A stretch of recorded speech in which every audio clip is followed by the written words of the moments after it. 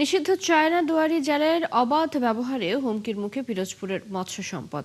নদী, খাল ও জলাশয়ের পাতা সূক্ষ্ম ফাঁসের এই জালে মাছের পাশাপাশি ধরা পড়ছে বিভিন্ন প্রজাতির পোনা ও জলজ প্রাণী। ব্যাহত হচ্ছে দেশীয় মাছের প্রজনন এবং বংশবিস্তার। দ্রুত এসব অবৈধ জালের ব্যবহার বন্ধের দাবি জানিয়েছেন স্থানীয়রা। তরিকুল ইসলামের তথ্য ছবিতে প্রতিবেদন।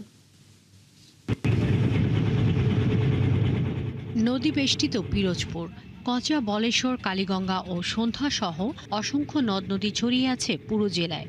এসব নদী, খাল ও জলাশয় নিয়ে গড়ে উঠেছে জেলার সমৃদ্ধ মৎস্য সম্পদ।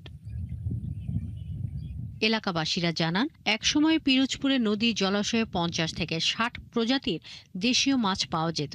এখন তা নেমে এসেছে হাতে গোনা কয়েকটিতে। চিংড়ি মাছ পাওয়া যাইতো, সালা চিংড়ি পাওয়া যাইতো, আবার শিং, মাগুর, কই এগুলা পাওয়া যাইতো, কিন্তু এই মাছগুলা এখন পাওয়া যায় না, শুধু এই চায়না জালের কারণে। বহুত মাছ পাইছি, চিংড়ি মাছ, হলা চিংড়ি মাছ, বাইলা মাছ, ট্যাংরা মাছ, বাইং মাছ, কই মাছ, শিং মাছ, মাগুর মাছ, এগুলান যাবতীয় পাইছি, শোল মাছ এগুলান পাইছি আমরা, কিন্তু এখন কোনো মাছ নাই মহল্লায়।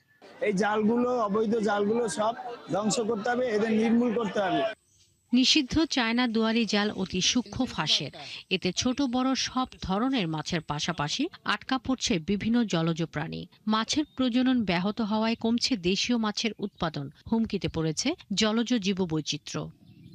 আমাদের যে ছোট ছোট খাল আছে, বের আছে, এই বেড়ে বিষ প্রয়োগ করে কিছু মাছ আহরণকারী আছে যারা আমাদের দেশের শত্রু, এই জাতির শত্রু। এরা চায় না যে এই মাছগুলো বেঁচে থাক। শিং মাছ বলেন, কই মাছ বলেন, মাগুর মাছ বলেন, এগুলো আসলে এই যে চাষের ছাড়া আপনি নিজেই ঘুরে দেখছেন যে চাষের ছাড়া আসলে দেখা যাচ্ছে না। মৎস্য কর্মকর্তারা জানান, নিষিদ্ধ জালের ব্যবহার বন্ধে নিয়মিত অভিযান চললেও ফাঁকি দিয়ে চলছে পোনা নিধন। গত মাসেও আমরা এটার বিরুদ্ধে ব্যাপক অভিযান চালিয়েছি এবং প্রায় 50,000 মিটারের উপরে কারেন্ট জাল সহ বিভিন্ন রকম চায়না দুয়ারি জাল আমরা পরিয়ে ফেলেছি এবং আমরা 2 লক্ষ টাকার উপরে জরিমানাও করেছি এবং 2 জনকে জেল দেওয়া হয়েছে।